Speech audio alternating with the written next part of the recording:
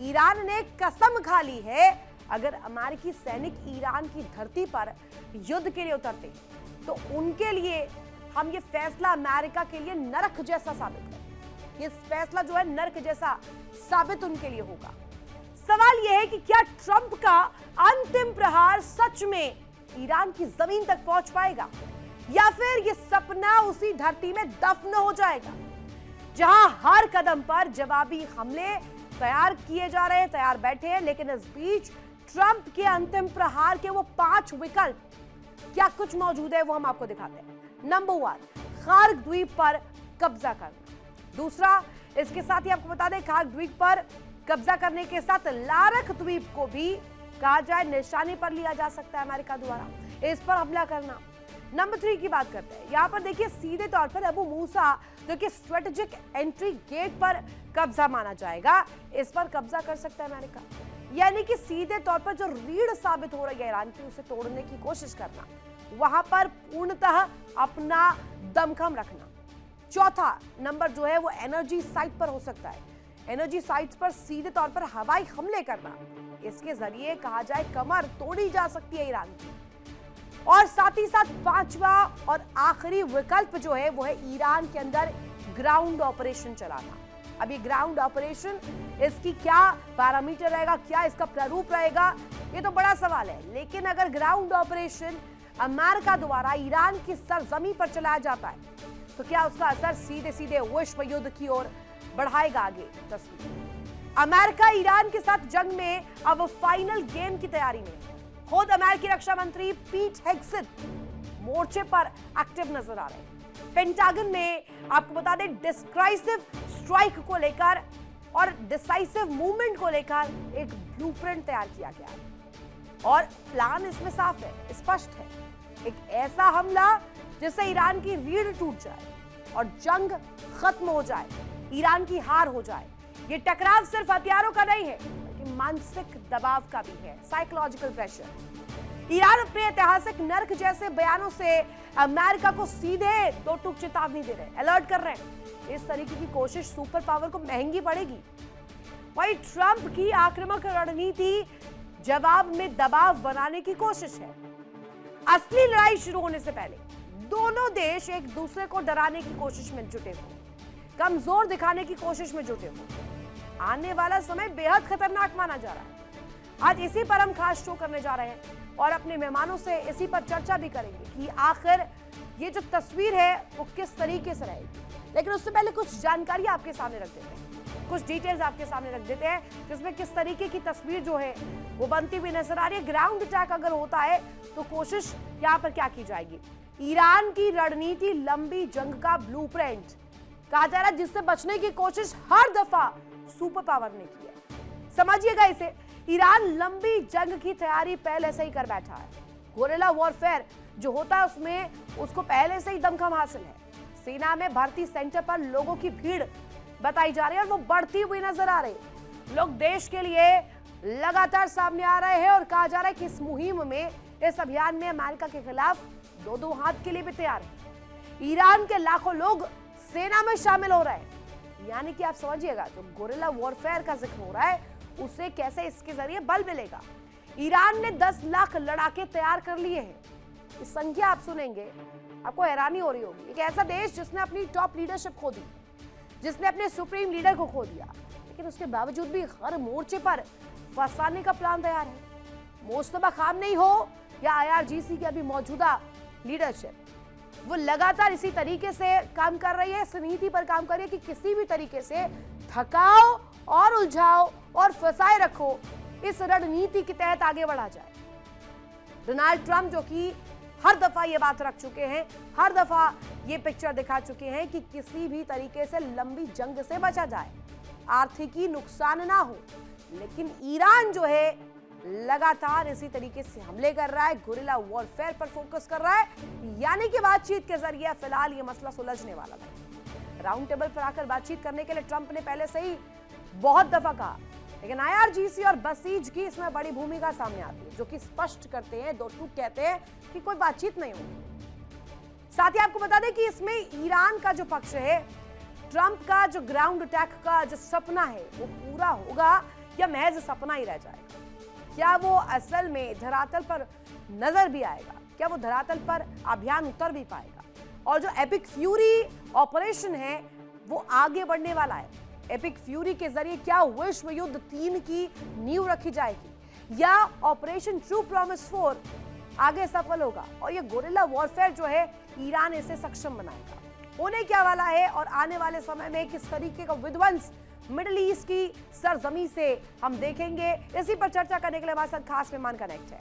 उनका तारुफ सबसे पहले आपको करवा दो। Group captain U K Devnath sir, retired रक्षा विशेषज्ञ, और साथ ही साथ इस वक्त मेरे साथ डॉक्टर अभिजात, विदेश मामलों के जानकार, कनेक्ट है। सबसे पहला सवाल यूके देवनाथ सर आप ही से, ये हम कह रहे थकाओ, उलझाओ, फंसाओ, डटे रहो, घुटने मत टेको, till the last moment, America को, सुपर पावर को, इजराइल को, बेंजामिन नेतन्याहू को इसी में उलझा कर रखो, वो स्ट्रैटेजीज को समझ ही ना पाए और सस्ते कहा जाए एकदम कम पैसे से खरीदे जाने वाले, प्रिपेयर किए जाने वाले, मैन्युफैक्चर किए जाने वाले मिसाइलों को छोड़ दो, बड़े बड़े भारी भरकम अमाउंट के जो डिफेंस सिस्टम है, जो डिफेंस के बेड़े में से निकल के हथियार आ रहे हैं, उनका सामना करने के लिए ये नीति ईरान को कहां ले जा रही है?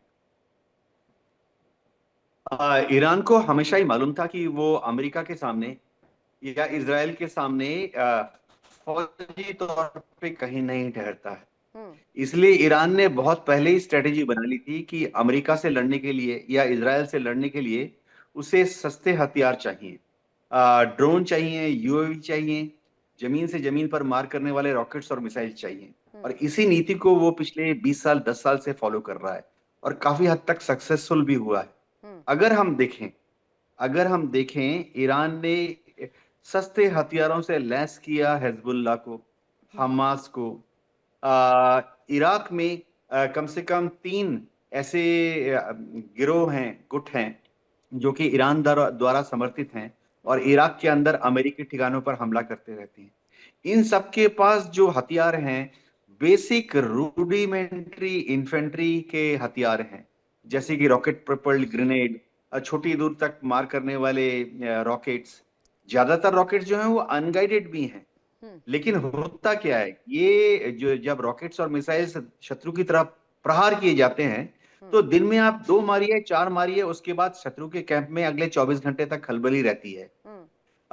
इजराइल के ऊपर आप ईरान हर रोज अगर 2, 4 या 6 मिसाइलें भी दाग देगा तो वर्ल्ड में एक मीडिया कवरेज हो जाती है, पूरी दुनिया में खबर फैल जाती है कि ईरान अभी तक इजराइल के ऊपर हमले कर रहा है। अटेम्प्ट, इसी लास्ट ऑपरेशन, इसी लास्ट स्ट्राइक को लेकर के हर दफा बात हो रही है और इसी की चर्चा है। अभिजात सर आप बताइएगा, हम देखते हैं कि इस वक्त डोनाल्ड ट्रंप का जो रुख है, एक तरफ तो टेबल सजाए बैठे हैं कि बातचीत कर लीजिए, और दूसरी तरफ हम देख रहे हैं मिडिल ईस्ट की रेगिस्तान में लगातार बम बरसा रहे हैं। ये दोनों हाथों हाथ हो रहा है। रेगिस्तान में वहां से जो चिंगारी उठ रही है वो कहीं ना कहीं डोनाल्ड ट्रंप की नींद उड़ा रही है, ये भी स्पष्ट इसमें समझ आता है। लेकिन आने वाले समय में होने क्या वाला है, ये जो मेगा ऑपरेशन एपिक फ्यूरी जो चलाया गया, या अभी डोनाल्ड ट्रंप जो ऑपरेशन के जिक्र कर रहे हैं, ग्राउंड ऑपरेशन को लेकर कह रहे हैं, ये प्रहार क्या कामयाब हो पाएगा या धरातल पर उतर भी पाएगा? इसकी जरूरत है अभी। देखिए, अभी ऑपरेशन फ्यूरी को, आपने जो एपिक फ्यूरी को, अभी एक बहुत फेमस मैगजीन है द इकोनॉमिस्ट जी, उसने अपने कवर पेज पे ऑपरेशन एपिक फ्यूरी का नाम दिया ऑपरेशन ब्लाइंड फ्यूरी। इंग्लैंड से ये प्रतिष्ठित पत्रिका निकलती है और उसका ये अपने आप में कन्वे करता है कि ये वार की क्या ऑब्जेक्टिव्स हैं वो डिफाइन करता है द इकोनॉमिस्ट का ये कवर पेज, और उसका जो हेडलाइन है the blind fury, operation blind fury. और यहीं से ये जवाब मिलता है कि ट्रंप की क्या चाहत है और क्या उसके ख्वाब हैं। पिछले लगभग 40 सालों से राष्ट्रपति ट्रंप ने ईरान पे और खास करके उसके खर्गद्वीप पे अपनी नजर बना रखी है। उसके पीछे ऑफ कोर्स उसकी ऑयल पॉलिटिक्स है, एनर्जी पे कब्जा है, खनिजों पे कब्जे की तैयारी है, और उसी के इर्द-गिर्द ये सारी चीजें, चाहे नहीं अभिजात सर, गली मोहल्ले की राजनीति थोड़ी हो रही है, डिप्लोमेसी है, अंतर्राष्ट्रीय पटल पर ये डिप्लोमेसी हो रही है। इसका मतलब ये थोड़ी है कि डोनाल्ड ट्रंप जो कह दे वो पत्थर की लकीर है, अगर उनकी बातों को नहीं माना जाए तो ऐसे अटैक करवा देंगे। देखिए, आप ये प्रेशर टैक्टिक्स है, बेसिकली दबाव बनाने की राजनीति जो कहते हैं वो है। वो चाहते हैं कि ईरान पे दबाव बनाए रखा जाए। एक तरफ he is buying time also, Trump को अपने मिलिट्री के लिए, और फैटिक कहीं ना कहीं इजराइल आर्मी के पास भी है। काफी दिनों से वो फलस्तीन और गजा में जो उनकी लड़ाई चल रही थी और अब यहाँ पे उलझे हैं, तो कहीं ना कहीं फैटिक भी दिख रहा है। जो वार बॉडी कहते हैं, बॉडी बैग्स कहते हैं, वो भी अब उसकी भी झलक दिखने लगी है। तो निश्चित रूप से ट्रंप अभी प्रेशर में है। इंटरनेशनल कम्युनिटी ने भी उसको प्रेशर में रखा हुआ है। नेटो, G7 जो भी कंट्रीज उसके एलीज हैं वो भी ट्रंप के साथ नहीं आए हैं। तो ट्रंप को एक एग्जिट चाहिए, एक सेफ एग्जिट चाहिए, वो तो कहते और हैं, एक ऑनरेबल। ना अभिजात सर, वो कहते हैं कि नेटो की तो जरूरत ही नहीं है सुपर पावर को, अकेले ऑपरेशन चला सकते हैं वो। अभिजात सर, देखिए, ये ऑपरेशन की बात जो है, बेसिकली इसके पीछे पूरा मोटिव इनका है कि अपने कंपनीज को, अमेरिकन कंपनीज को फायदा पहुंचा जाए। डॉलर की जो मजबूती है उसको, और डॉलर का भाव गिर जा रहा था, विश्व के बहुत सारे देश डॉलर की बजाय अपनी करेंसी में ऑयल का भी आदान प्रदान और खरीदने की कर रहे थे कोशिश। वो हो भी रहा था, खास करके चीन, भारत, रूस जैसे देश अपनी करेंसी में शुरू कर दिए थे। तो डॉलर की जो मजबूती है वो भी गिर रहा था। अब आप देख लीजिए डॉलर कितना मजबूत होता जा रहा है, सोना चांदी का दाम गिर रहा है। तो पर बहुत ऐसा तो बड़ी नहीं है, यूके है। देवनाथ सर से एक जानकारी चाहूंगी। यूके देवनाथ सर, ऐसा तो नहीं है कि एक लोहे के ताले के लिए सोने का हथौड़ा इस्तेमाल कर रहे हैं डोनाल्ड ट्रंप। हम देख रहे हैं प्रहार पे प्रहार, प्रहार पे प्रहार, और इतनी महंगी मिसाइल सिस्टम से, ड्रोन सिस्टम से हम देखते हैं कि कोशिश करते हैं जैसे सोने का हथौड़ा हो और एक लोहे का लॉक हो, उसे तोड़ने की कोशिश की जा रही है। लड़ भी किससे रहे हैं? ईरान से, जो कि अपने छोटे छोटे कामिकाजे ड्रोन से बैक टू बैक फायर कर रहे हैं और उनके बड़े बड़े मिसाइल सिस्टम को नेस्तनाबूद करे। कल ही F-18 को लेकर के जानकारी मिली थी ना। सही कह रही हैं। ये एक तरह से देखिए, अमेरिका सुपर पावर है, इसमें कोई संदेह नहीं है। ईरान, लेकिन ईरान ने उसको दिखा दिया कि ईरान भी कहीं कम नहीं है। ईरान की बेहतरी इसमें है, उसका इंटरेस्ट इसमें है कि वार जितना लिंगर करेगा, जितना ज्यादा बढ़ेगा। इसीलिए इनकी टैक्टिक्स है हॉरिजॉन्टल, जो कहते हैं अटैक की, ज्यादा से ज्यादा जगहों पे इंगेज किया जाए, सो दैट कि ये वार का ज्यादा प्रभाव भी हो और दिनों तक चले। उससे ये दबाव बनाने की स्थिति में रहेगा। तो ईरान तो चाहता, और इसीलिए उसने कई फ्रंट पे अपने प्रॉक्सीज को भी लगा रखा है। आप देख लीजिए लेबनान में क्या हुआ, वहां पे हिजबुल्लाह का जो चल रहा है एंगेजमेंट। अब एक और नए फ्रंट के खुलने की बात हो रही है, बाब अल मंदेब की। वहां पे हुती जो ईरान का, दिस इज द पॉइंट जहां पर अब लग रहा है कि अमेरिका को भी मुंह की खानी पड़ेगी। अगर ये वाला स्ट्रेट बंद हो गया, ये वाला मध्य डमरू जो अगर बंद होता है, तो सीधे सीधे कोशिश ये हो जाएगी कि मिडिल ईस्ट में से व्यापार जीरो हो जाएगा। और यही है ईरान की कामयाबी, यही सफलता हो जाएगी कि ईरान के पास कुछ ना होकर भी वो जीत गया। बिल्कुल, ईरान तो यही चाहता है कि कई फ्रंट पे इजराइल और अमेरिका को, दोनों को इंगेज रखा जाए। ईरान के पक्ष में जो सबसे बड़ी बात आ रही है कि अमेरिका का कोई भी जो उसके साथी हैं, जो सो कॉल्ड उसके नेटो के सहयोगी हैं, G7 के मेंबर्स हैं, या एशिया के अन्य देश, चाहे वो ऑस्ट्रेलिया हो, कई देशों को उसने कोशिश की है, चीन को भी ऑन बोर्ड लेने की कोशिश की, लेकिन कोई भी उसके साथ नहीं आया। और ईरान दूसरी तरफ अभी भी सर्वाइवल मोड में है, वो झुकने का नाम नहीं ले रहा है। एक तो उसकी कौम ऐसी है, शिया कौम, जो फाइटिंग के लिए और शहादत के लिए जानी जाती है, वो भी ईरान के साथ है।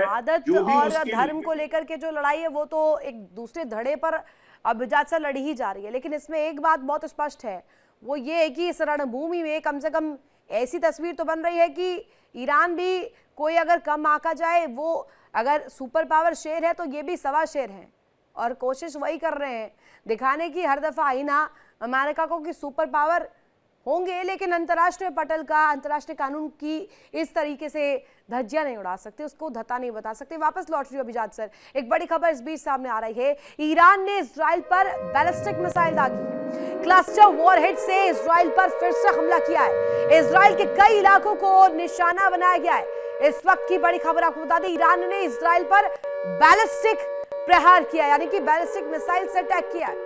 और ये जो पूरा कुनबा है क्लस्टर वॉरहेड का, ये आपको नजर आ रहा होगा। आसमान में इजराइल के लगातार बैक टू बैक फायर किया गया है। कई इलाके इसकी जद में आए हैं और खास तौर पर जंग के इस मुहाने पर ये दमखम दिखाना कितना ज्यादा आगे भीषण तस्वीर बना सकता है। देखिए इंडिया डेली 24/7 अब आपके स्मार्ट टीवी पर। इंडिया डेली मौजूद है सभी डिजिटल प्लेटफॉर्म पर लाइव और लगातार। इंडिया डेली 24/7 हर दिन राष्ट्र को समर्पित।